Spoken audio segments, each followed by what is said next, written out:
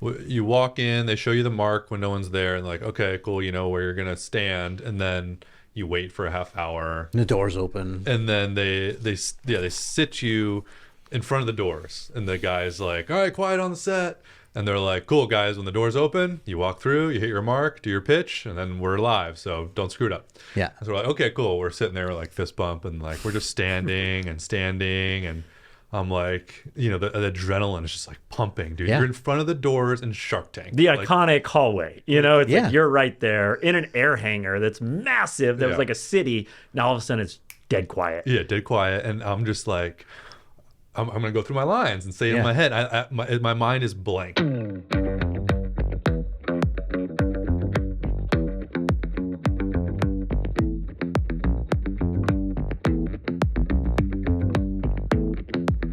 I'm Ryan, And I'm Mike.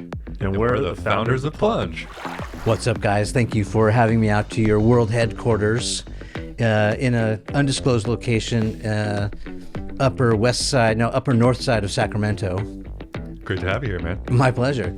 I'm super impressed. I mean, I didn't expect to walk out on the floor and see like a full-blown manufacturing plant. I mean, that's my interpretation of it. I usually ask my guests, how did you get this job? Well, that's a big question. I'm curious do where we you start? start with that, Mike. My head goes to the garage and COVID. And my head actually jumps 5 years before Sure. when I met Mike. And I think both are imperative to the story. So Mike and I both, before this, started float therapy centers. Sensory deprivation tank centers. There weren't many in Northern California. Mike opened one in San Francisco. I walked in his first month he had been open. I hadn't opened mine yet. I walked in and said, hey, we're going to be friends. So we spent the next 5 years just developing a really strong friendship and, did some projects together outside of business that we got to know each other and just developed like super core friendships. So that's why I consider as like the seeds of Plunge were being planted. And yeah, once we officially launched in the garage, it was like the fastest thing I've ever been a part of, but it was like 5 years of real roots being planted before, we went on the biggest sprint of our life. The biggest surprise for me, I think, and for a lot of people who are listening and watching, is that this company is basically 3 years old. Mm-hmm.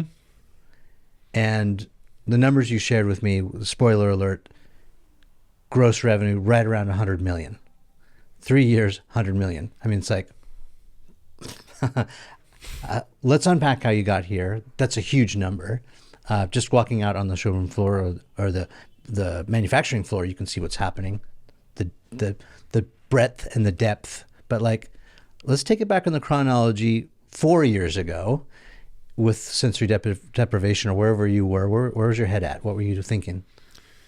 I was just trying to run. I have 3 locations in the Bay, and we had some debt I was trying to pay off. Things were kind of like looking better and better, and things were good. And then COVID hit, and that was a shock to the system, and didn't know what to do. Very confusing. I got like sick for a week because it was just so much. Do I have to pay employees? What's going on?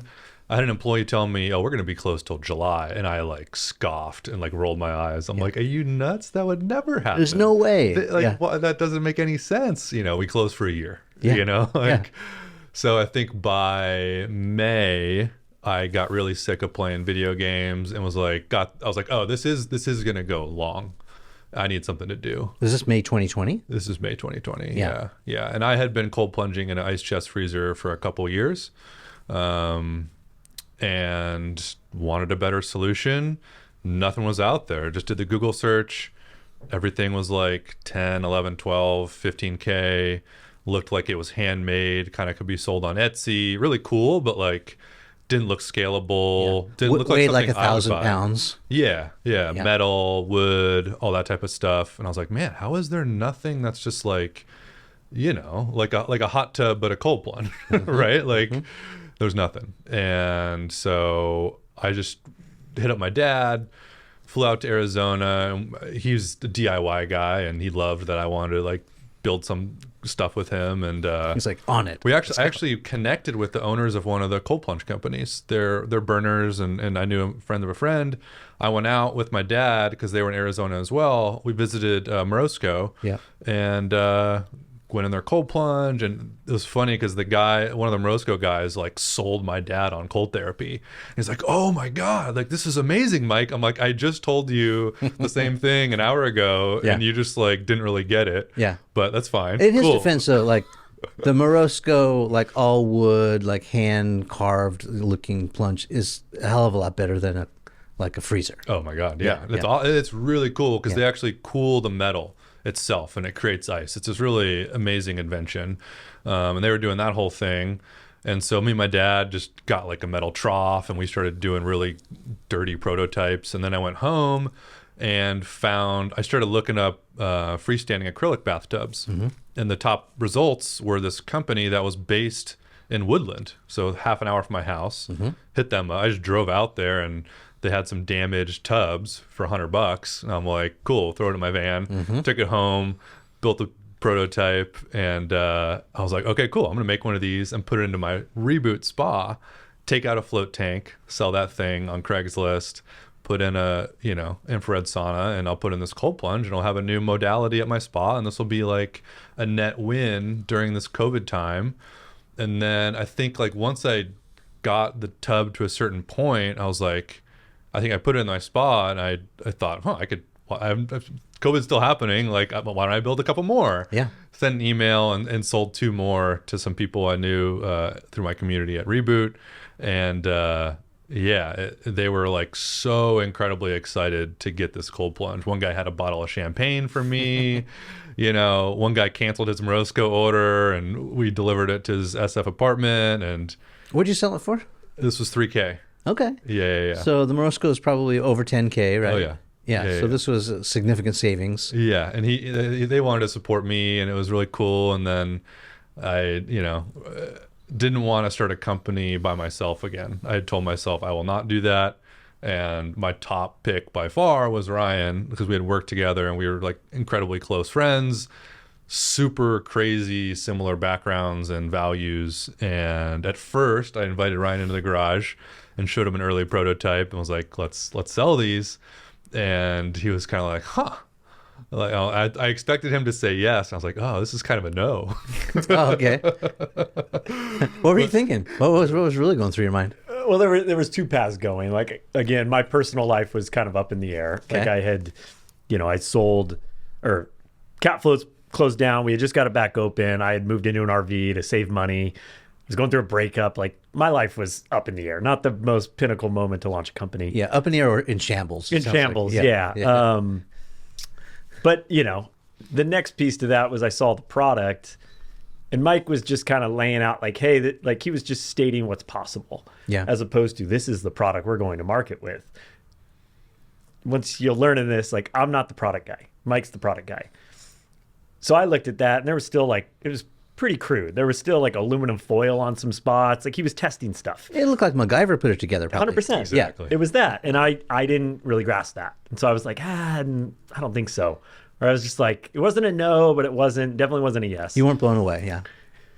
Kind of stepped away, I think 4 weeks later, not even that long, he was like, hey, come back over. And he comes back over and I see the product and it was like totally different. Like, he had cleaned it up. He presented it to me. Yeah. And I was like, that's when I got it. I was like, oh, you know what you're doing. Like, you can take and carry this product forward. Past what you see there. Past what I see, he knows what he's doing here because I didn't. And so that was like the exciting, like, got it. Yeah, okay, I see who you are. I see who you are, and I see where this product's going. Let's do it. Between that time, did you kind of write him off? Like, okay, maybe he's not the guy? No, well, I had asked some other people, like, are you interested? And thankfully they were not interested. Yeah, it wasn't a no. It was like, you Yeah. just kept me engaged. Yeah. Like, kind of I'm having a convo with this guy. And it wasn't like, there was never any threats of like, I'm going somewhere else. It was just open communication. I was being honest to where I was. Yeah. He was being honest the process. And I'm curious, like, what you saw in Ryan. Like, I mean, obviously Yeah. you saw in Ryan what you saw in the tub. You looked past, he was in transition, he's living in an RV, Yeah. whatever his situation was, but like, in some ways he was kind of like that first tub. Like, Yeah. he's going to be amazing Yeah. at some point. Ryan's strength is one of my weaknesses. So he's an amazing leader. And I'm not saying I'm a bad leader, but I mean, like, he never even put an ad up to hire people for his float spa, and no one ever left. people are just so attracted to Ryan. He had been doing more like Instagram stuff. He'd become really good on camera. He people just love Ryan, the people side of things.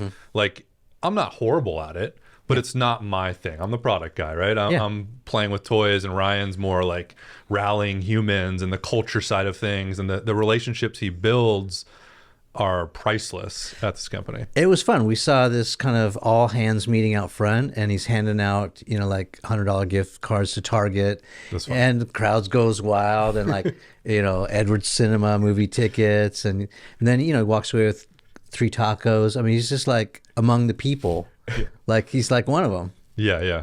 That's magic. Yeah. Internally here, it's our culture is amazing. And the relationships we have with our kind of influencers and people like that, that's part of the story we'll get to, but it's massive. Like, for anyone listening, like the relationships you build, like, even the relationships we built with our float center community, that was the genesis of Plunge, right? We didn't get to Plunge from nothing. That was our first customers. Yeah. They were the first people that made a jump with these 2 guys out of a garage that would sell a product. And to kind of piggyback on your statement of like the beginning was really hard for me because it was me in a garage supporting him building the tub. Like, I'm cutting PVC, I'm gluing things together, and he's building this tub. And that was like so outside of my comfort zone. The strengths weren't at work. And I remember having days of just like, is this I owned my own business somewhere else, and now I'm Santa's helper in the garage. Yeah. I saw where it was going, but I believed it. I was like, I got to get through this. But, Mike's like, can you go get us some more PVC, dude? Like, dude, well, there was a funny one. I remember, you probably don't remember this. There was working late one night. We're at his house. So he goes in to have dinner with his wife. And you had given me one task to like literally measure something and cut something. And I had just been defeated all day. I couldn't do it right. And so outside my comfort zone.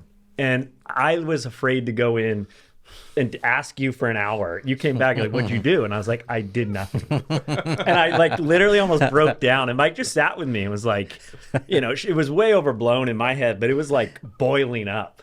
And I get emotional thinking about it. And Mike was just like, it's hard. Like, he totally didn't belittle me. It was just like, this is a totally outside your comfort zone right now. Empathy moment. Totally. Yeah. It was like, and that was a big support from like a co-founder. Like, dude, we're going to get through this. We're a month away. We're going to make a hire. We're going to do this, and you're going to get in front of customers, and you're going to, and so I remember that night just sitting there like, I am pathetic. Like, I don't know how to cut this or measure this correctly. Yeah. And it was the most simple task that our whole team out there can do right now. Yeah, but it's a good point. It's like sometimes you feel like this fish out of water, and like you don't belong, or it's not your thing, and it just becomes this giant block. Right, and you freeze, or you get in that like aim, and you never end up firing, and you get stuck. I think that's what stuck looks like. Yep. Yeah, I mean, speaking of stuck, like I have like CAD models from July of 2020 where I was designing basically our Plunge all-in-one beautiful unit. That's like always been the vision, right? Like the hot tub that's cold plunge, but even more beautiful. And I was talking to engineering firms. I was thinking about doing a Kickstarter, and it was just like, this is way too hard. Like, let's just build something that works and sell it and get going. And I think you pushed me away from Kickstarter. You're like, let's just sell 20.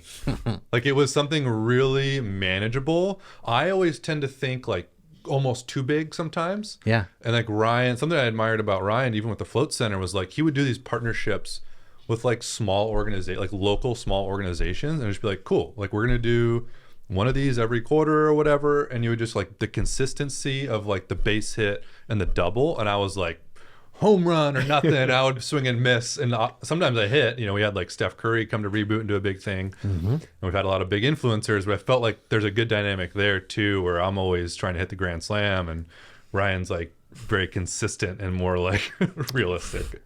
Yeah, that's another super good lesson. I mean, I've been there before too. Like you try and take on too much, it becomes overwhelming, and then again you're in this analysis paralysis, or you end up quitting.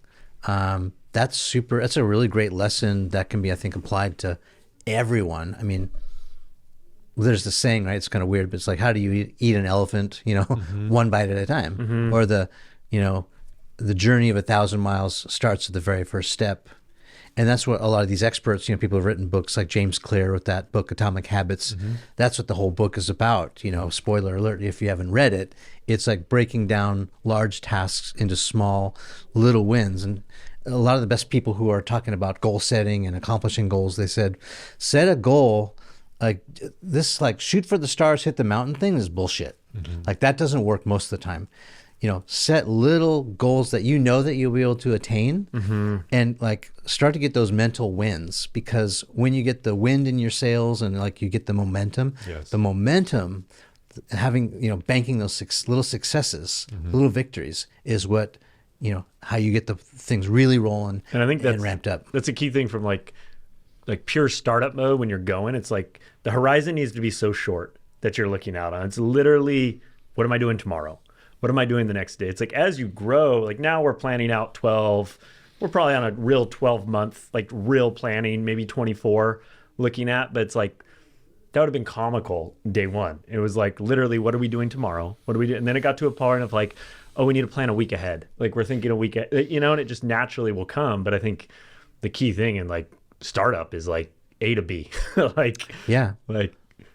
Well, it's a little bit of genius too, because I also see, having done 500 plus of these interviews with all kinds of startups, I hear the other side of that story, which is, we spent, $300,000 to build, make a die, to build a mold. And then we like created the minimum 10,000 samples for our first run. We had a minimum run. And then we went to market. Turns out no one wanted it. Yeah. Or it has an issue. Like that's a classic Kickstarter story. Yeah. Yeah. So like to your point, it's like, let's just prove the model. Like, can we sell 10? Can we sell 20? And then, then you start building. That's a really smart lesson. I love that. Yeah, I think it's been, we made some good decisions. We've made a lot of bad decisions, but it's like we have product market fit very early. And that is a lot easier to solve those problems than solving, how do I get the world to want this? And so it's like, we figured that out very quickly. Like, oh, there's a demand for this. Now let's build off of this. We knew we had the right product. Now it's how to optimize the product, how to build the infrastructure to support this product. But I think that's the key, is like, sometimes we get ahead of our skis and we think this product's ready, as opposed to how do you create a situation where you can actually prove real quickly, low cost, kind of low effort, like, does this product make sense in the market? I think that was kind of our win in the first probably 60 days of the company. Now, I know a little bit of the story just because we've talked offline, and I've heard a couple of other stories from friends, but like I want to hear from you guys. So you made those 10 units, and then you probably made a few more. What was the go-to-market strategy? So if Kickstarter wasn't it, we did our own little mini Kickstarter. We shot a video with a guy Ryan had worked with, formed a great relationship for a pretty small fee. He had like drones. What's that, like $600? Dude, it was like $800. And he had drones. We had your buddy's house who had Beautiful a beautiful home. Yep. And so, we had the studio basically there, put the Plunge there, and we shot a little video, me and Ryan standing there, had the drone footage over the pool, and that was the whole hero video for our Shopify store. Almost 2 years that ran our front of our website. Looked legit. $800. It was great. Yeah. So we ran that video and we did a campaign to our float centers. So that was like, we sent the email out to them, said, hey, this is what we've been working on over COVID. Who's interested? Yeah. By the way, how many people on that list? What's that email list look like? We probably had 20K. Yeah, between the locations. Open rate of what? 20, 30, 40%? I have no clue. So we were not running that analytic at that time. Well, I'm just doing the math. Like, but okay, strong so open rate, like, because we weren't like peppering people with millions of emails. Yeah, people wanted to be on the list. Yeah, it was like, and it was an authentic message from each of us to our community. Like, hey, I opened up on what I had been going through, and kind of like, this is my new project. I partnered with Mike. If you're interested, I would love to hand deliver to your house. Like, that was kind of the message, and we said that. Yeah. Because they were all in Northern California. He had a van that we could perfectly fit one Plunge into, and we would drive down. And so that was our first customers where we got sales. And we literally built it, we haven't raised any money. Like, we did this through the true like Apple stand. Like you buy enough for. We bought enough for one plunge. We sold that. Now we got a little more money. We can buy 2 more plunges. Yeah. And, And these retail for $3,000. at the time. We raised, I think we 3 or 4. I think he sold 3 to those 2 before I came in, and then we came with a number of maybe 3,500 or 3,900, somewhere right in there. Then we really started to do the math into like, okay, if we build this company, this is not going to make any money. Well, I was going to ask, how did you arrive at that price? So I was literally just looking at like the bill of materials cost. And Okay. Like, times You're doing it 2 the right kind way? of thing. Okay. Yeah, I mean, he had Then been, there was no labor, there was no overhead, none of the other stuff was in there. I would say there was like an intuitive nature of like 5K seemed to be, can we cut what's currently on the market in half? And there was some number, like I probably wasn't coming from the most logical way that he was extracting it, but I was like, 5K is really interesting. Can we do this for 4,990? And that it added up to that. Like we could do that. So that was how we got there. So you're looking at the competitors, seeing that they're up above 10K, and you thought we can come in at a sharper price. Not that you wanted to cut the knees out, but it's like you had a different product offering. I mean, 10K is a lot of money, for Yeah. people. Like 5K is kind of that number with like the firm financing. It's realistic for a lot of people to afford. And I think the other piece to that too, we had foresight into, okay, this is 5K now. We're not going to be the only game in town. We understand this is going to be a growing industry. Oh, you were thinking that already? Yeah, someone's going to Okay. enter in, and I don't want them dictating us. Like, let's come at the price point that we think is really competitive, that we think is fair, and let everyone adapt to us. And that was part of the process. I love price strategy. I loved it when I was in college. I love it now. Pricing is fascinating to me, and it will often speak volumes, like about your brand, your strategy. Like there's all kinds of pricing strategies, right? There's that skimming strategy where you start at the top and then you start skimming the price down. Apple does this a lot with computers, as it's planned obsolescence, basically. The computer that you bought 3 years ago is basically a doorstop now. It's not as fast, but and then price elasticity or non-elasticity, which is like this idea, as I understand it, that how much will the market bear? Will they pay $10,000 for a tub? Obviously. Yep. And then how much of that market? On this board behind us, we sort of drew that demand curve, where there's the early adopters and there's the next set, there's the mass, and then the laggards. You have the early adopters, which are the small minority. They're willing to spend whatever. Doesn't matter. It's about having it first.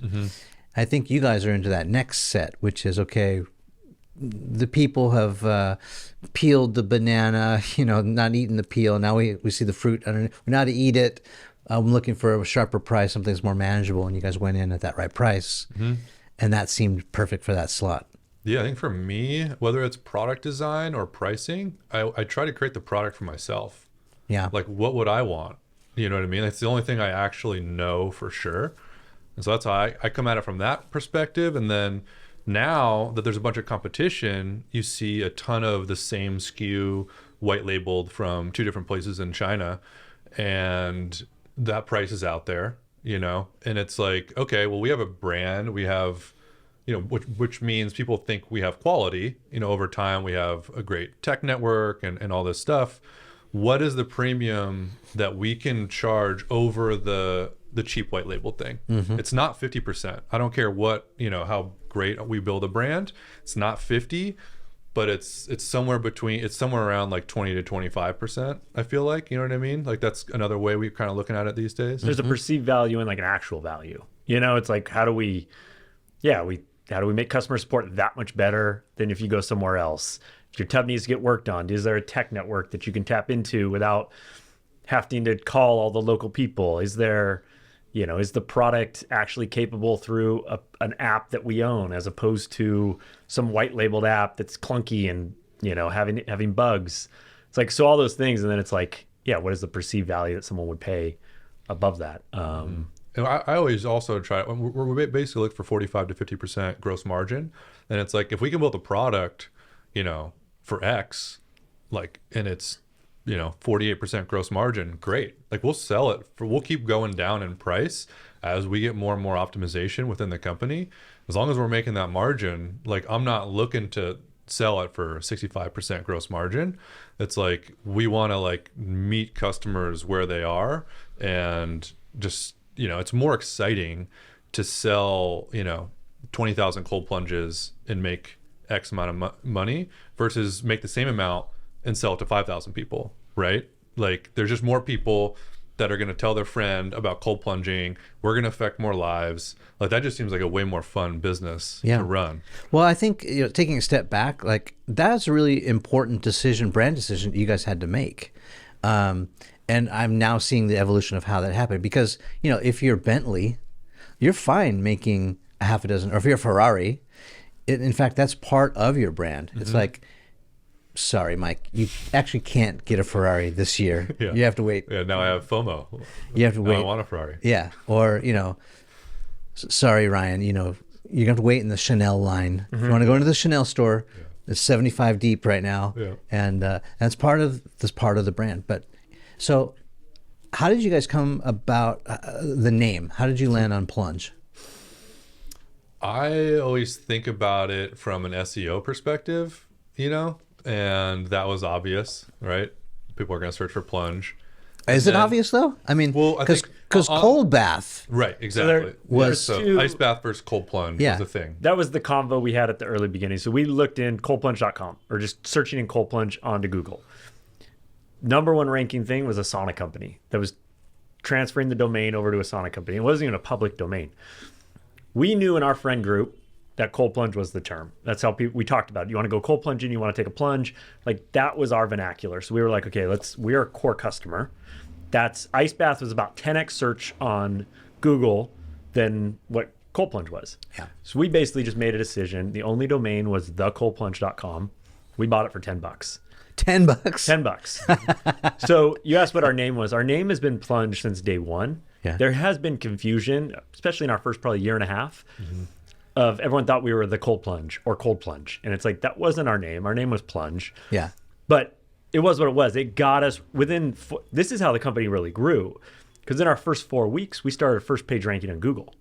And so if you typed in cold plunge, we were now suddenly appearing as this company. Yeah. So we're getting calls in the garage of people like, I've been looking for cold plunge for the last year and a half. I didn't know you guys existed. And I'm kind of playing off like, yeah, we're newer, even though it's like, I'm cutting PVC for Mike. And You made 5. Exactly. Let me shoot you an invoice. And so we looked like we were larger and Established than what we were. And a big part of that. The video was sick. Yeah, the video, the website. The website looks.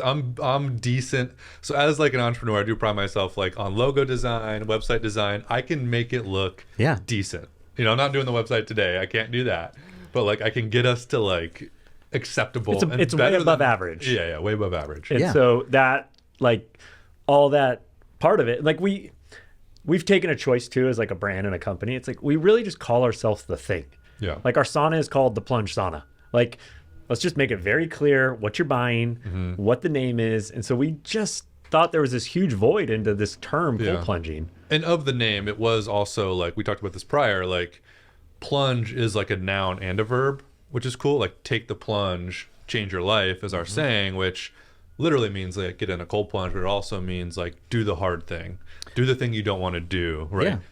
Screw it. Throw your hat over the fence. Start the thing. Like that's something we really believe in. Plunge into life. That was. It's your Nike. Just do it. And it was a little bit of a void. Like plunge typically has been like a word no one would want to touch. Like plunger. Like the stock market just plunged. So it was kind of a blue ocean in just the word space. Yeah. I love that you bought it for $10 though, because paid a bit more for plunge.com. Now we have plunge.com, and that was a we How much? $250,000 for plunge.com. Okay. Yeah. I mean, still, like, I'm just thinking back. I had this conversation with Alex Hermosi when he bought acquisition.com, and we were talking.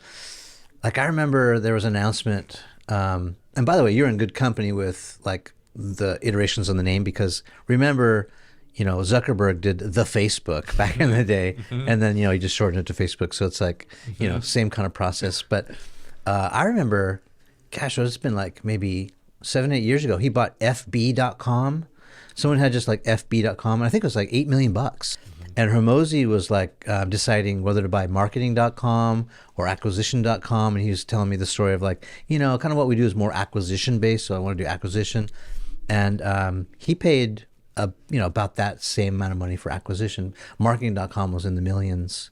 So you felt like we were making like very heartfelt videos for this guy who owned Plunge.com. It was a New Orleans jazz band. okay. And he was parked on it. Plunge and the band. Plunge the band. And he was on Facebook. And I was like, dude, 5K. And then it was like 10K. And I was like, God, Ryan, let's we don't have enough money, but like, let's just do 25K. Let's make it happen. And then He just went and disappeared for ghosted like us. a year and a half, 2 years, and then all of a sudden we get a broker that hits us up and we go through the dance. But, it's like domains are true real estate. Yeah. Like it's an asset that you get to own. Yeah. And, it's a 6-letter word that, is beachfront property. That there's only so much beachfront property and we were able to get that. And, I think the big thing for me was we don't have a trademark on the word plunge because it's too general. But since we own plunge.com, it kind of clarified everything. Like, to me, that's like almost a trademark in itself. Yeah.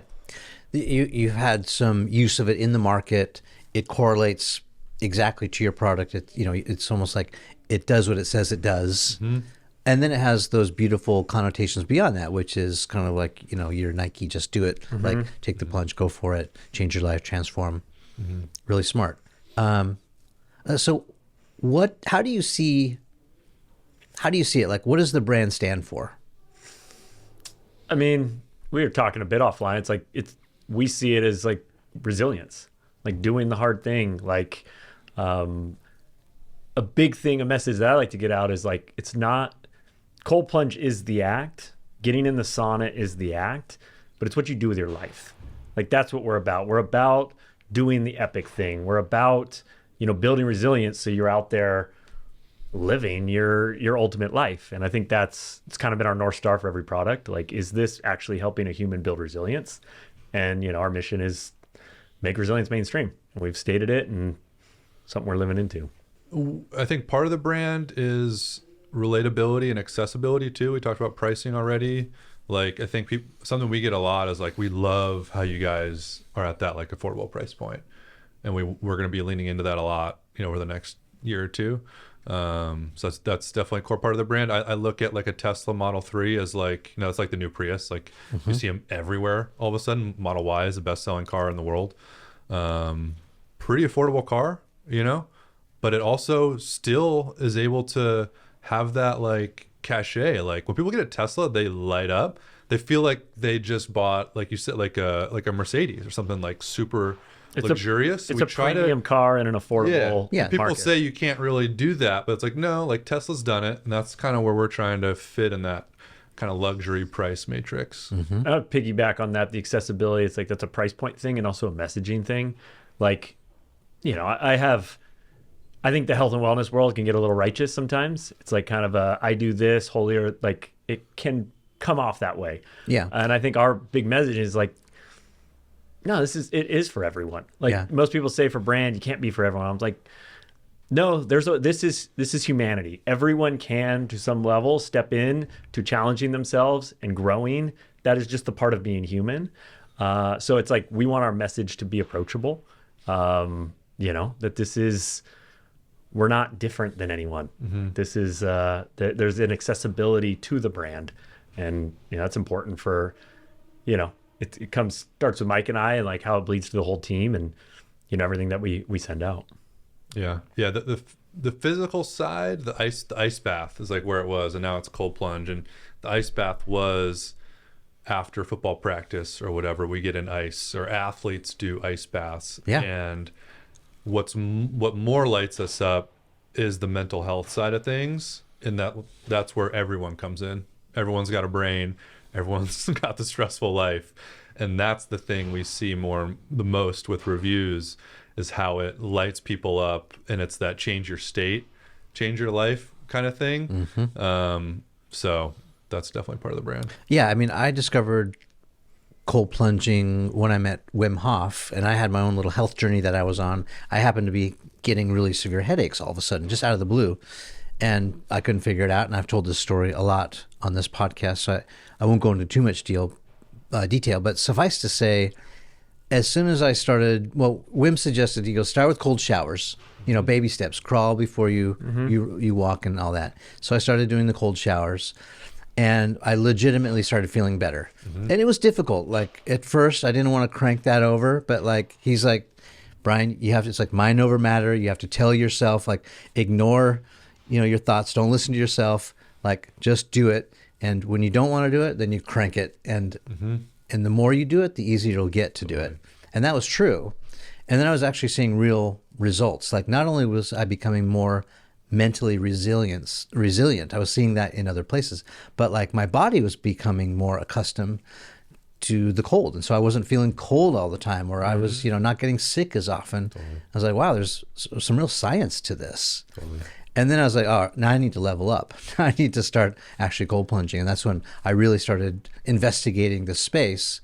And that's when I found Huberman, and I found, Peter Attia, and I found all these, people who were experts, in science or medicine, who had legitimate, facts to back this up. And I was in, I was all in. Yeah. I think what I hear there is like this, like two things, like the amount of days it takes to make a habit. And then also almost like the marshmallow test. Yeah. Right. Where you did that enough times to turn it to cold, that you started associating turning it to cold to how you feel after, rather than how you feel in the moment. Because the first moment sucks, and it sucks every morning. Yeah. But the moment you get out feels amazing. And you have to just like force it the first number of times, but you do it enough, and then you start looking forward to it. You're like, oh, I can't wait to cold plunge, because I know when I get out, I'm going to feel so much better. You know what the irony, or the magic is like, you can't fake being good at pull-ups. You just actually got to do pull-ups to get good at them. The same thing about cold plunging. Like, you can't fake being good at it. No one really wants to get in. Well, maybe some people do, like Goggins or someone. But it's like, most of us don't want to do it. But it's like, the unlock is once you do it, you become, it's like calluses built up. You get this resilience, like you get better at it. And it's the only way to get better at it is to push through. And I think that's the unlock. That's the transformation that happens. Not only from like a health standpoint, that's what I experienced personally. And my headaches, by the way, it turned out that, it was a combination of poor sleep, nutrition, and lack of electrolytes, long story short. But like that cold therapy it really jump-started everything, because I started reducing the amount of headaches I got just by jumping in cold water by about 50% right away. And then when I figured out how to fix my sleep, and I got my nutrition dialed in, and then, I actually got my fitness routine back in order. But the cold therapy was part of that. It's like all that dialed is like pretty much eliminated everything. So the headaches is an interesting one. It's like, it's actually something I've been focusing on more like the last 6 months. I don't get a ton of headaches. Those that I have, I've gotten in the cold, and it is like, if I was putting it up there for like cures of something, the headache front is like the biggest one to me. It's real, right? You go under the water, especially if you go under for 3 seconds, your whole head. You get this like intensity to the head, and then it just like subsides. Yeah. And that goes to like if your headache from an immune system thing or a hangover. Hangover, you get them. You have one extra drink that you're waking up sluggish, get in the cold. It is one of the greatest things you can be doing. Yeah. Another little hack too that I figured out is, and I think I've heard this, smart doctors talk about this too, but you could also just put your extremities in. If you like just dip your hands up to your wrists in, and if it's like between 39 and 49 degrees, that's cold enough. Oh yeah. You put it in there for 3 or 4 minutes, that headache's going to go right away. Or you dunk your head only if you don't want to get your whole body in, just dunk your head. But it's like, that cold is real. Like it knocks that headache right out. No, it's medicine. Yeah. Okay, so you land the name. We understand what the brand is about. Who's it for? Like, so what's changed between like year 1 and now year 3? It's just so crazy to think it's only like, like 48, less than 48, 36 months. It's like we're about 41 months right now. Keeping track of a little kid. You just in terms of months, you're 36 months old. How's the customer changed? Because I think maybe some perception is like, oh, this is just for gym bros. I think it's a lot of this community, like entrepreneurs, like people who are trying to up level and like take the next step. Like it's the ultimate like table stakes for entrepreneurs, I feel like, these days. Yeah, I mean, I think that's it. It's like we have our age demos of who kind of fits the most predominantly in it. Like, 35, 55-year-old male tends to be the dominant figure, but we're also seeing a lot more women get involved into it. We're seeing, and I think that's an interesting one, is like more studies for women coming into play into how it's impacting their body, because it is different than men, like into temperatures. And I think education on that front's kind of an opportunity. A lot of it's been focused around the male. There's a lot for women to understand how to cold plunge. Yeah, I've heard a lot about like addressing autoimmune issues, which a lot of women wrestle with. I've heard about both for men and women, this idea of burning brown fat, which I don't really understand, but it's like apparently that's the fat that you want to burn. It's a great way to help lose weight or help speed up that process. Whether it's, I don't know the science behind it, but it seems to be a fact. Anything inflammation related is total game changer. That's what I saw with cryotherapy early on before we even opened.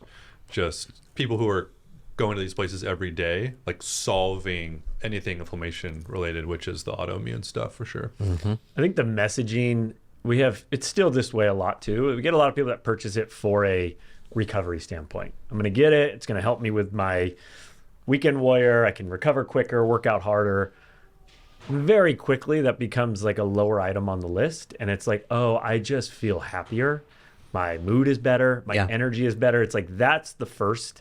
And so to me, that's like, as more messaging gets clear there and we get better at telling that story, and like studies, even from a scientific lens, come out on that front, it's like, that will be the core customer. This is a mental health tool at the end of the day that hey, just so happens it helps with your recovery. Like, it helps in these other areas, but first and foremost, if you're human, this is a mental health tool. And that is really, I think, the pivot into like how this product is, understood by the world. Yeah, again, that resonates with me. Like where I'm at now, my protocols, like sometimes, so I'll do my fitness, like strength training in the morning, and I've been way better than I used to be about going to the gym 4, 5, 6 days a week. And just do strength training, weights and stuff. But like now I want to cold plunge before I go to the gym to sort of like, instead of pre-workout, it just, I get a boost of energy. It's like I'm awake. Yep. I'm ready to go. Yep. And then I'll go get my pump on. And then I'll sit in the sauna now for recovery. But it's like I do it pre-workout. Yep. Totally. That's becoming like that's like the new thing. Yeah. It's like how to utilize that. If you're doing like linear movements, like even like weight training is good cold, but if you're going to do dynamic stuff, that's when you want to do heat. Right, so that's going to loosen you up. So that's the distinction. And like I've been trying to become a better runner because I don't love running yet. But so one of the things I do for cardio is either like pick up basketball or I've been playing a lot more tennis. And so like post tennis, because I'll play really hard, or post pick up basketball, then I'll jump in the plunge because I want the inflammation, because I'm not muscle building, right? So I don't care if there's any stunt of but like I'm basically trying to cure, whether it's knees or ankles or hips. Like I want to get in the cold for the anti-inflammatory benefits. And it's like I'll even stay in there for 10 minutes, just lower waist. Like I won't even dip up to my neck. It's just really to cure the hips, knees, and ankles after like a strong basketball game. And I'll get out of that thing after 10 minutes and I'll feel like, all right, I'm like 75, 80% recovered. And I'll be good to go maybe in a day and a half, and I've seen a ton of benefits from that. Yeah. After a workout, it's like, you call it candy. Yeah. It's like, that's the easiest plunge. Yeah. Your heart rate's up, your core temperature's up. Sweating. It's like, can I just dive into this thing? Like, that's all I am. Like I do my cardio, my run. It's like I'm literally sprinting home to strip down to hop in the plunge. And then it's just like, bliss at that moment. And you're right. It does speed up. I don't feel super lethargic after the run. My knees aren't as achy as they were leading up to getting into the water. It just accelerates the whole process. I think from a cardio standpoint, cold afters, game changer. Yeah. I mean, it's like I played high school sports, played football, baseball, played soccer, wrestled a little bit, but I was a 3-sport athlete. And that's what we used to ice our elbows, ice our ankles, all that after. It's the same. It's the same technology, right? It's just the experience is a lot better now. Totally. Yeah. Yeah, it's education now, and that was like how much can you suffer through it. Now it's like how much can you surrender into a plunge. Totally. People are recognizing learning how to breathe and how to be calm in a stressful environment, because that's really the goal. You don't want to get in the cold, and you can always tell a first timer when they're like, I went 10 minutes, and it's like, well, tell me how calm you were. Where did your heart rate go? Right. Like, were you able to let go? Like, and so that's the signal that you're trying to send while you get into this fight or flight scenario. Yeah, and that's the Wim Hof coming back into it, right? The whole, like, he pioneered that whole breathing technique. He's the master at that. Yeah, it's like a dual, like there's breath outside, getting in. I mean, if you focus on your breath in there and elongating it and calming yourself down, it will teach you how to breathe. It will teach you how to regulate yourself in a stressful environment. Yeah. So let's pivot to, okay, so you got the name, you started creating these units, you saw some success. Tell the Shark Tank story. I want to hear that. We were at the CrossFit Games. 2021. 2021 company was 10 months old. It was like July. And what were the gross revenue about then? We had just done, so we'd actually done $750K that month. Sales. In July. I remember I just thought that was like the largest number. I was just like, this is, we've been growing. It was to show like this. I remember we went to the CrossFit Games. That was a big throw our hat over the moment fence. Like we ended up shipping 10 units out to it. Our whole team went out to it. Like, to put in perspective of what our size was, it was like we had to bring, like, our head of partnerships now, Adam, we had to like contract. He was like a yoga teacher. We're like, hey, you want to come like out to the CrossFit Games? Yeah.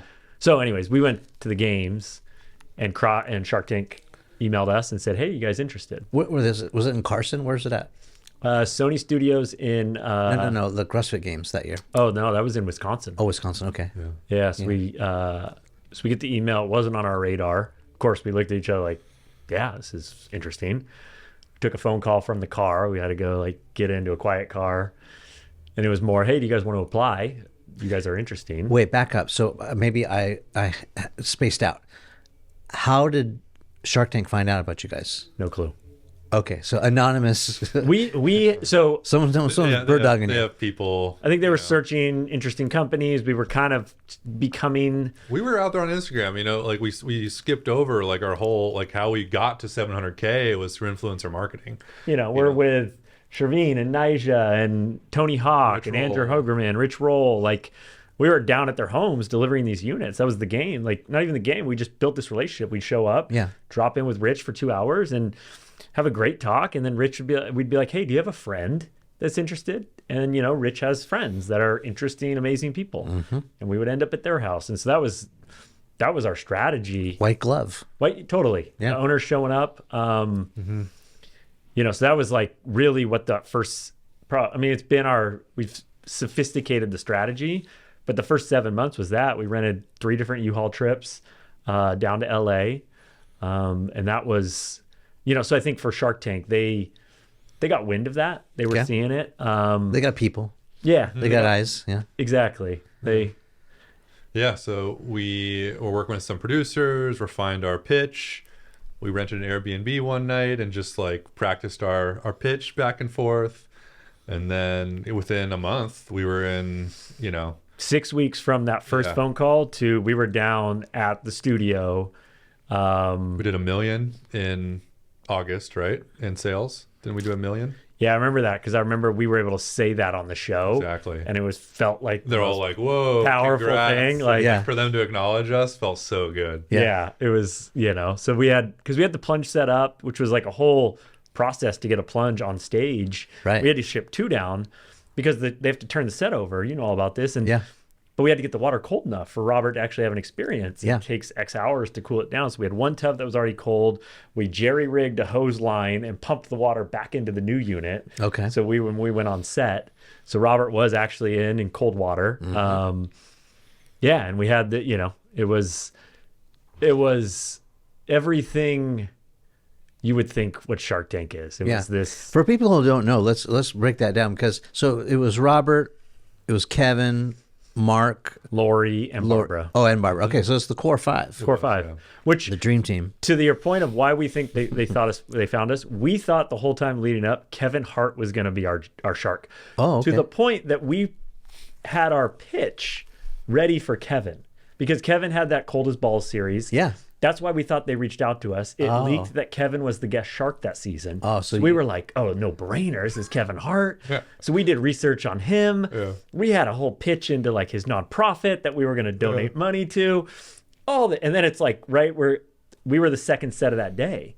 And the first team's coming back and we're at the trailers and we're like, Kevin's there? Like, no, it's not Kevin. We're like, oh, shit, this is like curveball. Like, Call the audible. Yeah. yeah, exactly. Yeah. Yeah. And How long was your pitch? So Yeah. a lot of people don't know. I mean, that show's amazing. It's amazing it's gone on so long. But like those pitches can be, I mean, at least 45 minutes, sometimes 2 hours. Yeah, it was 45 minutes. I think we were up there. 45. They don't know anything about your company. Nothing, right?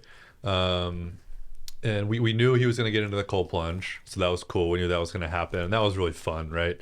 Oh, it was predetermined that Robert was Yes, going to get in. from Okay, early- yeah. From an early point, that's just Yeah. good TV. Like, why not do that? And Robert's always the guy who tries the Yeah, thing, right? so- So, yeah, I don't know what Robert knew, whether it was just like, hey, you're getting in your bathing suit or get ready. Like, I don't quite know what they told him. I'm not aware. But Yeah. everything else was Yeah. unknown. Yeah. Yeah. And it's true. I have been behind the scenes, like talking with the producer, Clay, and, the director. Yeah. It's amazing. They have all these cameras and they have a director calling, like, go camera 2, go camera 6. And they have, sometimes they're in their ear, the ear of the whispering to the shark, too. sharks. Yeah, totally. Like ramp up the insults or, whatever.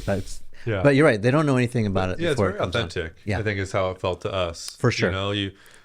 You walk in, they show you the mark when no one's there, and like, okay, cool, you know where you're gonna stand, and then you wait for a half hour, And the doors open. and then they sit you in front of the doors, and the guy's like, all right, quiet on the set, and they're like, cool guys, when the doors open, you walk through, you hit your mark, do your pitch, and then we're live, so don't screw it up. Yeah. So we're like, okay, cool. We're sitting there like fist bump, and like we're just standing, and I'm like, the adrenaline is just like pumping, dude. Yeah. You're in front of the doors in Shark Tank. The Like, iconic hallway. It's Yeah. like you're right there in an air hangar that's massive. That was Yeah. like a city. Now all of a sudden it's dead quiet. yeah, dead quiet, and I'm just like, I'm gonna go through my lines and say it Yeah. in my head. My mind is blank. It gets real. Like I could not think of my name, and Yeah, I was yeah. like.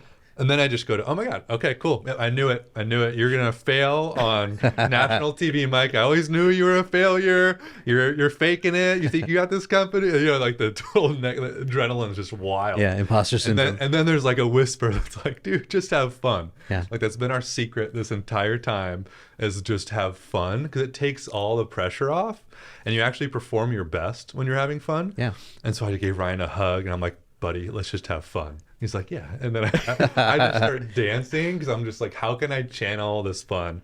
And all of a sudden the lines come back, the doors open, we walk out, we strut it out, hit our lines. And It was do my comical. name, and- Mike was literally hands above. The stage manager's kind of looking at him like, these guys, like, what are these guys about? Mike's 6'6", you probably can't tell standing here. It's just this huge human just like dancing like that. I look over at him like, whatever he's going through right now, I don't know. And then it was like, dun-dun-dun, and you walk out. Yeah. But yeah, it was 45 minutes we were out there. Who were you hoping would give you an offer? Well, beginning was Kevin. Yeah, of course, of course. This fake shark. And then I think where we were hovering was like we knew Robert would be interested. He's getting in the water. He gets to actually experience the product. Yeah. And then Mark, from an interesting strategic standpoint from the sports, just us admiring Mark and what he had done. Yeah. Poor Robert. I mean, he always is kind of like the stepchild, right? Like he's always kind of like on the outs. I mean, Robert's got some money and he's smart, but like he's always, I don't know. He just seems like he's on the fringe all the time. I love Robert. Robert was great. Like I love Robert too. Yeah. But like dude, his brand is like, is it you want Mark Cuban or you want Robert? It's always like, oh, I'll take Mark. Everyone wants Mark. Yeah. Everyone wants Mark. Yeah, I mean, Mark. It was so we're up there. Everyone's very impressed. I mean, the numbers are pretty wild, Yeah. and Well, did Barbara want it? I mean, Barbara usually doesn't everyone want it. offered something Except Lori. except Lori. Lori was out. She was very just why? like it was outside of her. Can't sell it on QVC. So I'm Yeah. not- Yeah, it was. The offers were, Mr. Wonderful basically knew what he was gonna do and knew I was a no. It's his royalty slice of deal life. that I had no clue how to understand. He was getting all his money back first. Yeah. I didn't grasp it. Yeah. He's a savage, and he likes to loan out money at like Yeah. 7 or 8% or whatever. Exactly. Yeah. And then Mark's offer was, I still don't even know if it was a good offer. He's like, I'll pay all your POs, but then once you get the money back, I get the money first, and then you get. And I was like, okay. I was like, can we discuss? Because like this is offer from Mark, and it was a decent offer, and I was like, Ryan, like, what? I don't understand Mark's offer. Do you understand Mark's offer? And he's like, no, not really. Should we ask him to clarify? I was like, yeah, let's ask him. So we come back. Go, Mark, can you clarify your offer? And he basically like, yeah, no problem, guys, no problem. And he's like, well, here's the thing. I'm gonna pay your POs first. I'm gonna finance the POs, but then when you get the money back, I get repaid first. And we're just like, still don't really know if that's good for us. Yeah, is it like, are you playing bank? Like, do we actually ever make money? Like, yeah. And so Mark gave us that deal. Then Robert came with his, and we had a threshold that morning. We actually changed the valuation 10 minutes before we walked out. Oh, wow. Because you can change it. They let you do it. And I remember our producer, because you basically have a producer that supports you, and they support different companies going out. And we told him we're getting our makeup done 10 minutes before, last touch-ups. We're like, hey, we're changing the valuation. And we were already a really high valuation. We were like a $20 million valuation, which is extremely high for Shark Tank. Yep. And we raised it to 22. And he was just like, guys, this is crazy. He's like, Ryan, like when you say the number, because in my line, I said, we're asking for $1 million or $1.2 million for 5% of the company. And he was like, when you say that, just shut your mouth. He's like, because they are going to razz you so hard that you think you can come on this show and ask for that amount of money. So I was like, okay. Like I was kind of nervous, like, oh my God. And so of course the Sharks were like, oh, I bet. Like, you know. They do the math real fast. Oh, that's a $22 million valuation. Like, let's get to the point here. Like, how are you coming up with these numbers? Yeah. So, but that morning we said, because, to your point with Clay and the whole show, they're very big into like, do not accept a deal that you would not do on the back end. Yeah. So they're very clear about that. And so we came to our numbers of like, what's our drop dead deal that we would do? What was it? It was 12%. Okay. So how the game works is the dollar amount that you say, you cannot go under. You have to leave with exactly that dollar amount or higher, but the percentage of equity gets played. So you start with a really low number, understanding that they're going to push that number up, but you have to walk out with, we said 1.2 million, which our final deal was, it came down, it was Robert said he would do 1.2 million for 12%. It was actually a showdown. It was 1.2 million for 15%, and then Robert said he would give us 1.2 million in a loan that we could pay back. So it was 2.4 million total, some equity, some as a credit. Mark was 1.2 million for 15% equity and 1.2 into, or just this deal of I'll pay all your POs, which we didn't quite understand. Like, what's the interest rate? How does this work? There was no understanding. He's just fronting the money, so you don't have to. There was so many offers coming at us, and I was starting to like freeze up. I just wanted to get off stage. Yeah, that's what the adrenaline part. So we're in this like psychedelic trip where adrenaline was great, and then it's wearing off. And now it's to a point of, I have to get off the set, and I don't know what I'm even discussing right now, but I'm on national television. Yeah. How do you get out of here? So long story short, Robert, they both said 15%. We, that morning, agreed if we get a 12% for the deal, we will do it. Mm-hmm. Turn to Mark. Mark, will you come down? Nope. Turn to Robert. Will you come down? He's like, I'll go 12%. I was like, my heart dropped. I was like, thank you. Yeah. Like, deal. Like, I just like looked back at Mark for 1 second. He said no. I was like, we're out. I didn't even look at Mike. No, you didn't ask me. I was just like, I don't care. We're out of here. Let's get off this set. I was like, thank you, Ryan. Get me out of here. Yeah. And we like limped our way off. And, and they did say on that show, I thought was hilarious before, and I think it was the most truthful thing. Like, if you do not come off this set dead tired, you did this wrong. Yeah. And I was just like, we're just going out there and talking business. I was exhausted. Yeah. The post interviews, I was a zombie. Oh my God. They couldn't get me to even say anything correctly. Yeah. You just spent. Yeah, spent. And so that was the Shark Tank experience, and hell of a ride. One of the we coolest waited. things. We were like the last episode of the season. We waited till like May to air from a September taping, right? Correct. And we were like, is this thing even gonna hit? Because we were like this is gonna be big for the company. We gotta build up, and then we finally got word like late April. You get 2 weeks heads up. Yeah, that's it. 2 weeks heads up, and you don't even know if it's gonna happen. Yeah. So we're building infrastructure, but So tell the audience some more inside baseball on this. So after that happens, after you do the deal and after you get off the set, then usually you meet with each Shark's attorney, basically, or their their GM, and they go through the deal and they make sure that it's fair. And I've seen, because I sat down with Kevin's guy, I've seen, I don't know, 50% of those deals, like his person said, listen, I know you agreed to do this deal, but this is not a good deal for you. So we need to give you more equity back because, Kevin can't run your company, but like if we take this much equity, you're going to be out of business in 2.5 years. And so I've seen the Sharks give back equity, give back cash, restructure the deal, or just cancel it, saying, I know you said yes, maybe you felt pressure, but this is not a good deal for you, so let's just call it a day, and then that quietly goes away. So I know the end of this story for you guys, but like so great. So Robert is a big part of your company now, like right? Like this is how the story ends. Tell what happened. Our books were garbage, I think, is the honest. Yeah, it was. So Robert didn't have a team on site, so we actually didn't hear from them for a little while. Oh, which was interesting. Kind of, Mark had the team. He was at the next trailer over. Yeah. So we're hitting them up like, hey, are we missing something? We want to make sure we're diligent here. And then we start going back and forth with his CFO, and we're in the midst of trying to build this ship that's moving really, really quick. Yeah. Our books weren't to the level that they had a lot of questions. Of course. We weren't spending enough time to answer, and so ultimately and we'd grown so much. Yeah. Like that value, like we ended up letting it go, and it just kind of dissipated. To be honest, like the communication just kind of broke down, which I was just annoyed with the guy. I was just like, I don't know the answer to these questions. Like we don't even have like anyone in finance. Yeah. It was like, We're just two guys who started this like 24 months totally. ago, and leave me alone. Like, you want to give us the money or not? I gotta I'm make dealing these with tubs. a worker issue out here of getting these tubs shipped, let alone and doing the thing. Yeah. So it ended up, I think it didn't happen. We were in the New York Times like 10 months later. Then their team reached out. We're like, hey, did we miss an email? So they were like following up. Wasn't Robert like kind of like celebrating, like I did this deal? He's kind of like promoting it all over the place. It was great. It was awesome. He went on, I think it was Ellen. And he was with one of the Jonas brothers. Yeah. And like the episode, because it was a great piece of television. Robert getting in a plunge. Oh, yeah. Squealing, and then he calmed himself down. It was awesome. It was incredible TV. Yeah. And so that became a thing for a few days in culture, especially in the media world. Well, Robert was like, I remember I was watching it. We had never talked to Robert since that date. And he turns to one of the Jonas brothers. He's like, I got you. I'll get you a plunge. Yeah. And I was like, you don't like, as if he was part of the company. And I was like stoked. Like he was out repping us. And I was like, we never did it. Yeah. He had no idea that his guy dropped the ball. I don't know to what it was. I mean, maybe he was playing it up to just, you're in this moment. Everyone wants to believe the deal happened. Got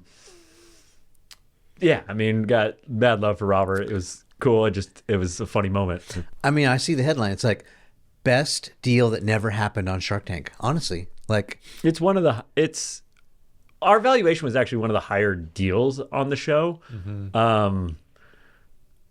So yeah, I mean, obviously our company has grown a lot since then. Yeah, I mean, it kind of reminds me of Jamie and the Ring deal that all the Sharks passed on. The Ring technology that Jamie developed and then ended up selling, I think, to Amazon. Billion, I like believe. $1 billion. Yeah. And all the Sharks are like, it's terrible. Like, okay. Yeah. I mean, same kind of thing. They missed this big opportunity. Yeah, I mean, they all invested in this on the show. I think Ring, did they pass on it? They passed. Yeah. I mean, they did put offers in the. Mark's team reached out about a year later. We're kind of like, hey, we're kicking ourselves for missing this. Are you guys interested? And we were kind of like, no, like kindly, just like we're not right now. That ship has sailed. Yeah, I can see both sides. Like on one hand, it's like, hello, like there's a blue ocean, a new modality that's like taking the world by storm, and it's like this is huge. We're the leaders in the space, like. But then the other side's like, I mean, come on, are people really gonna get in cold water? Everyone hates cold water. Like that's why like every time we kept making these huge strides in growth, like I'm looking around the corner like, how big can this really get? Totally. Like it's kind of like Robert should have known better because I think his wife is a dancer, right? Wasn't she like Dancing with the Stars? Yeah, he was into it. Yeah. And look, he invested on the show. Right. Yeah. I also say this. It was like he had to cut a $2.5 million check. It's not nothing. Yeah. Like, we talk about these like I don't know Robert's exact net worth, but like he has all these deals. Like at the end of the day, you've got a cut. It's a lot of money. Yeah. We weren't, there were questions in our books that we weren't giving we didn't have the answers to. Yeah. All I knew is our company was growing and we haven't raised money and we're not putting money into this. So something's working right now. Yeah. No, I mean, I would imagine that you're like any small business in America. I mean, if we take people to task, there's probably like a cardboard box somewhere in America with all these receipts in it from purchases and POs. It's like, that's what I imagine that your business was like. It's like, we're too busy doing the thing to like worry about the books and like we couldn't do diligence. It's like, we're just in the thick of it. And so it's kind of like this perfect. That was exactly it. Man. Yeah, it was that. It was, we had brought Eric on. That was right. I was thinking our head of production came on a little bit after Shark Tank. I was trying to think where we were at when Shark Tank aired as a company. Well, the fact that it aired too is just, it's just like this poetic justice. It's like it was like meant to be like this fate, this good luck, We've had a lot of that.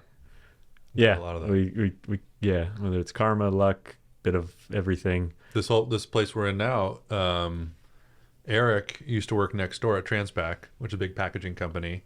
We had hired a warehouse manager, and he didn't do so hot. But the first day, he brought in Eric. He was like, we need new packaging. Packaging has issues. And Eric was like, okay, you need 3x6 RSC. Okay, great. Like, and then like I would call Eric, hey, packaging. He'd pick up every time right away. Hey, Mike, how you doing? And it was just like this guy who was just so aces and like awesome. And when the warehouse guy didn't work out, I was like, Ryan, do you think Eric would like run the warehouse? And so we started talking to Eric, and Eric got us this space next to Transpac because he knew about it. We were outgrowing our current space tremendously. Now we have the whole building. He convinced them. So the next door, it's kind of in this whole sauna combo that you and I had. Yeah. We decided to sublease 40,000 square feet here, which we thought was incredible for us. Like, yeah, it's like Costco. Yeah, it's like, dude, are we ever going to grow into this in about 5,000 square feet of office? And Eric found this deal. We were literally looking everywhere in Sacramento because we were outgrowing where we were at. It was bad. We had to get out. And there was nothing in Sacramento. Well, he found this deal. We move in. Fast forward now, that was May of 2021. We're 2.5 years later, and we now have 200,000 square feet. Transpac is closed down. We hired their whole team to support our business. So we were like the little kids moving in here. Thank you for giving us 40,000 square feet. To now we took over all their wood shops because we launched Sauna out of here. And I remember walking through when I was recruiting Eric. I went into his business. They didn't, because we were a client, so I could kind of go in and recruit him. They thought I was a customer. So the company wasn't like, what's this guy doing here? I remember walking through the halls I walked you guys through. I remember walking through and be like, this is my dream location for us to be in. Yeah. 2 years later, this is our office. In this Sacramento, a 2.5 million person city region, we are back in the office that I walked through. And it's one of these full circle moments that's like, could have never predicted A to Z or A to whatever. It was just one step at a time. And then you end up, we're sitting in the office of like, where I recruited this guy to come over. And now we have the whole building. Wow. Yeah, so, not getting too woo-woo on all this, but it's like, you have to have a vision first, right? You have to see it before it becomes something. Mike saw it before you did. He saw this, tub transform into this Plunge, this brand. You came on board a little while later, but eventually you started seeing it. And then, the vision for this whole company, what it could become. You started, what do you want to call that? Manifesting or like seeing the dream. I think, you think of people like Walt Disney who looked at orange groves and saw this big amusement park, or theme park.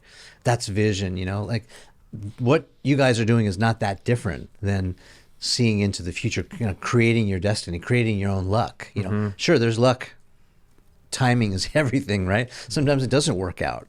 Like when you were in the RV, that was not a great time, but like you were still like dreaming of what it could become, and then it became that. What I'm curious for you, what that was, like what you dreamed. What in this did you see? I think I'm pretty good at seeing trends early, like with the float tank and cryosauna thing and with cold plunging. But to be quite honest, I'm more saw just like I see like the product and where the product's going. Everything else, I honestly I didn't we had before we launched Plunge, we actually were talking to a contract manufacturer to do all of the everything, all that stuff we do out there. Like that wasn't part of my vision. But once we found Eric, it was actually part of Eric's vision. Eric was like, guys, we're gonna do 1,000 a month soon. He's like looking at it, which was crazy up for and us to the at right. the time. Yeah, and I was like, I thought he was bananas. And So you saw, yeah, and that makes sense. You saw the product, like the product we have now. It's like, yeah, I saw this yeah, into the future. yeah, I more saw it in people's homes, the number of people, it getting big, and the actual nuts and bolts of what we're doing today, I definitely didn't see. But I think that's another lesson, though. It's like we were talking off camera. You have this new product. Are we calling it the Plunge sauna? So we have the Plunge sauna, and then, yeah, the Plunge sauna. Yeah. Yep. So you have this new, product, the Plunge sauna. It's a dry sauna. It's not red light, right? Nope. no, It's a new category for you guys. And, maybe the margins are not great today. And you basically, a company went out of business. You hired their entire team basically to cover their space. Like, you're the heroes of this story. Like, you saved all these jobs, but like, you were just also very pragmatic. And it's like, wow, this is like fitting together really well. The timing and the fit, the expertise that people have to build these things, because they're all, sanding wood and putting the thing together and shipping them out. Like that just all came together. But it's like, this is also the worst it's going to get in terms of like revenue for you. And now it's the fun part, because you're just going to find efficiencies. Like, how do we make it better, stronger, faster? How do we make it, even higher quality, but it costs less? So you're going to find these, what do they call it? Economies of scale, right? Like that's how it works. And so maybe it's a tough time for a new product launch, but it's also like the future looks great because it's only going to get better. Totally. I mean, the internal, like you said, there's a margin dynamic and conversation. There's always that of knowing, okay, we're here today. We think we can get to here. You want to price it as the best we can. But then the exciting part with the sauna is like we've launched it and it's exceeded our forecast. Like it's actually a new, again, product market fit. Like there is interest in this product. It's like, cool, that's core. We know that's there. Now, how do we do all the things you just talked about? Yeah. Which is probably what's keeping Micah and I up the most right now. Like, that's our most of our convos right now into efficiencies, into our operations, into, it's a pretty large operation, at least for what we're accustomed to. But it's also the fun part, like having that horizon and looking at how we can make it better. And we were talking offline too. I don't see it as a commodity. I don't see it as a product. It's like, cold is cold. I can fill my trash can up with ice and put water into it. It may not be as luxurious as getting into a cold plunge, or, a plunge unit, but like cold is cold. I can do that, but it's the experience that sets it apart, right? And the brand that you're building around that, which is like all the support, all the other benefits that you guys are adding. Backing it with science and all the other people who are coming on board to support. I see the sauna as the same thing. I can go to my gym, I go to EOS in Southern California, and I sit in my sauna, but it's a terrible experience. I got the guy that drinks too much water, and he's got like a 5-gallon jug, and he's just chugging it in front of me, spitting on the floor. I got the old naked guy who walks in. This is a terrible vision. I know exactly what you're talking about. I got the guy who puts his headphones on, listens to music, and he's singing out loud. It's like the experience is terrible. Like I love the sauna so much, but I'm only just dreaming of this much better experience where like I could have my own in my backyard and just like sit there in peace, either alone or with my girl, and just do it the way I want to do it. Yeah. And I think that's what the opportunity is, right? It's not just like efficient or like convenient, but it's like the experience. That's what I want, the experience. We got you. So, Yeah. so We're I'm working on it. So I'm excited for you guys because it's not just like this commodity product where you're going to compete on price. What's exciting about this industry is there's a lot of like common sense stuff that we can do that's actually like, whoa, innovative. Like you can schedule your saunas so it turns on automatically at a certain time and date, or you can turn it on from anywhere. Like that stuff, it really doesn't happen in the sauna industry yet. Or Yeah. just like the shape, like every sauna is either a cylinder or a box. We're like, why don't we make it not those things and think about the functionality of a sauna? Maybe we can lean the back a little bit. Maybe the benches flip up and you can have enough room to do some yoga in there. Like hot yoga is a thing. And we did all that and everyone's like, this is the greatest sauna I've ever seen. You know, and it's like, well, thanks. Like, I don't know. It's not like rocket science, but just trying to think from first principles of like, again, like what product do I want? Like, What would why I want? not make something novel? And Yeah, can I have a sauna that I can work out in? Yeah. Like, can I turn it to 110 and actually have a good functional workout in a space? All things that we had a good balance with some designers that we worked with. That Mike and I were coming with all these ideas of like, that's what we want. I want a workout space. I want a comfortable sauna. I want a beautiful sauna. I want to run it from my phone. I want to plug and play. I want plug and play. Yeah, I want it The setup, modularized yeah. from the setup. All these things that we were, okay, why isn't that the case? Why is it this way? And these guys, had practical answers to some of it. Like the ergonomic design was a challenge from an engineering standpoint. Like there's a reason it's been a box or a barrel. Yeah. Like there's an actual engineering dynamic. And so, but we were able to solve that. We're like, no, we're not just going to accept that that's just the way it has to be. So we had this good give and take with this group that we worked with, where Mike and I were coming in with kind of the pie in the sky ideas, and they were like, well, this is what's practical and actually and there's a trade-off here. Yeah. So that was a really fun process, like product, creation that we went through. We'll talk about this too, because this is a natural byproduct of doing well, which is now you're going to start to attract world-class talent. You got a couple of guys who just like, necessity is the mother of invention. You just started doing the thing. And, maybe you weren't MIT engineering grad and, you weren't Steve Jobs, bringing, it's like, but now you're starting to attract like world-class talent. Talk about that. Yeah, I think that's one of the most exciting things I have right now is, it started out as like whoever we can get on the ship. Oh, you can work here, come work here. We were just hiring as quick as we can. friends, you name it. Now it's like, we're talking true, sometimes even international, but let's just say U.S. nationwide searches for the top people of operations, of supply chain, of sales. Like, and probably a year and a half ago, we're not attracting that. Like, oh, it's a little risky. I don't know where this is at. Now it's like, no, I see what's happening here. Yeah. Our head of operations, great. He implemented Amazon's robotic system, like things like that are so beyond, from a fulfillment standpoint and like processes. So that's what I'm like, we've gotten it here, Mike and I with core team. And now it's like, we're really building a brain trust of like, where are we going to be in 12, 24 months from now? Yeah.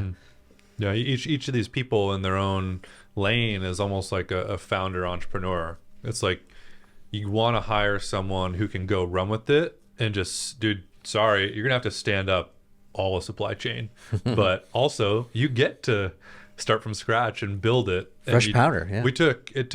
We were looking for that ops position since like April or May of last year. Now, I ended up hiring someone who ended up quitting in 2 weeks, but the recruiter, he came on, this guy, and he had a recruiter he'd worked with for a long time, and he needed to hire some positions. So that recruiter, he left, but I ended up hitting up that recruiter and said, hey, can you find this guy's replacement? She went and found Chris. There's a lot of like, similar to how we found Eric, just like looking at opportunities and different people that kind of come into your field or whatever. And yeah, I think it's taken, like, I even go back to our first day. We had to get out of his garage. Bike shop. Iris, his wife was, so kind of let us there and was kind of like, guys, got to get out of here. Even his neighbors were like, guys, got to get out of this. Yeah. We were like, we got to get out of the shop. Well, we dropping that plunge off that night to a guy in Sacramento who happens to say, I have 500 square feet of in back of my bike shop. You guys want it? We're like, do you have a sink? He's like, yeah, great. So we moved into a back of a bike shop for 3 months. Like it was, it's always been these like, I think for us, it's like, how do we keep seizing the moment when it presents itself and being decisive in that moment and be like, cool, take action and go. And that's been, I think a strength of the company thus far. So there it is right there. We'll come back kind of full circle to brand. So, you are the, among the Ferraris of Cold Plunge brands, but at the same time, you're not pushing people away or making it too difficult. The barriers to entry are low, not high. And you're not building higher walls. You're building alternate routes to get people what they ultimately want, which is not the thing. Like, the thing is just the mode by which you unlock, your inner strength, your inner power, right? It's just the tool to get you there. The real power is already in you. It's just not unlocked yet. Totally. It's a modality to support that process. It's like, yeah, I mean, Cold Plunge is not the silver bullet. Sauna is not the silver bullet. It is a tool to do these things. What we're getting more excited on is like, what are you doing with your life? Who are you as a person? What's your excitement for life? That's what that's what these tools are actually supporting. I mean, we were just sitting back, chopping it up, reminiscing about the good old days and all that. Tracking my roots, where I came from and where I'm going.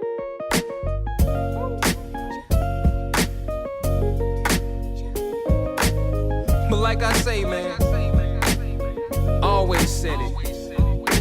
It's not about the destination. It's all about the journey. Ain't nothing changed but the weather.